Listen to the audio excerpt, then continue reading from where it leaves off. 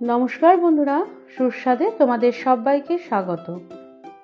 আজ তোমাদের সাথে আমি একদম সিম্পল একটা আলু বড়ার রেসিপি শেয়ার করব। সরস্বতী পুজোর দিন খিচুড়ির সাথে খাওয়ার জন্য যদি চটজলদি কোনো বড়ার রেসিপি বানাতে চাও তাহলে কিন্তু এটা একদম পারফেক্ট একটা রেসিপি। তাহলে চলো রেসিপিটা শুরু করে দিই।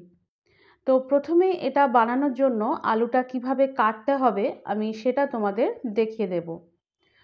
তো এখানে একটা বড় সাইজের আলু নিয়েছি। আলুটা ভালো করে ধুয়ে নিয়েছি, তারপর এটার খোসাটা ছাড়িয়ে নিচ্ছি।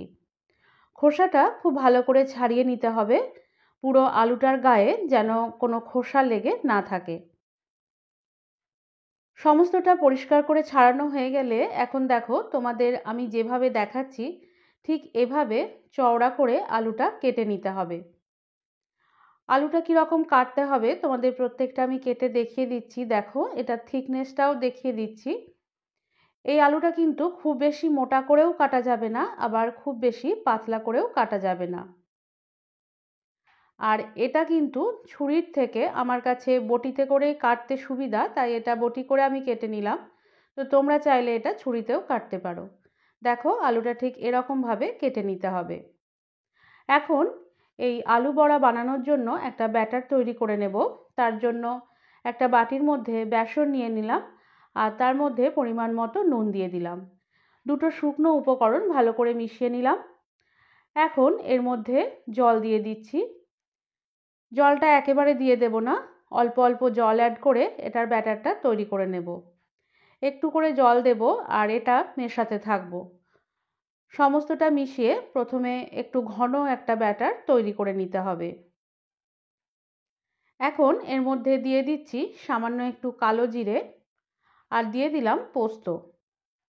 এখন এর মধ্যে দিয়ে দিচ্ছি বেকিং সোডা বা খাবার সোডা। এখন এই সমস্ত উপকরণগুলো ভালো করে মিশিয়ে নেব। তো সমস্তটা মেশানোর পর এখন এটাকে আমি ঢাকা দিয়ে মিনিট 5 জন্য রেখে দেব। এদিকে একটা কড়ার মধ্যে বেশ কিছুটা জল গরম করতে দিয়েছি। জলটা কিছুটা গরম হয়ে গেলে এর মধ্যে স্লাইস করে রাখা আলুগুলো দিয়ে দিলাম। তারপর এর মধ্যে 1 চামচ মতো নুন দিয়ে দিলাম। এখন এই সমস্তটা আমি হাই ফ্লেমে ফুটতে দেব। সমস্তটা হাই ফ্লেমে মোটামুটি মিনিট 5 মতো ফুটিয়ে নিতে হবে। তো 2-3 মিনিট পর এই আলুগুলো আমি একবার উল্টে নিলাম। মিনিট 5 ফুটে যাওয়ার পর আলুর জলটা ঝরিয়ে নিলাম এখানেই।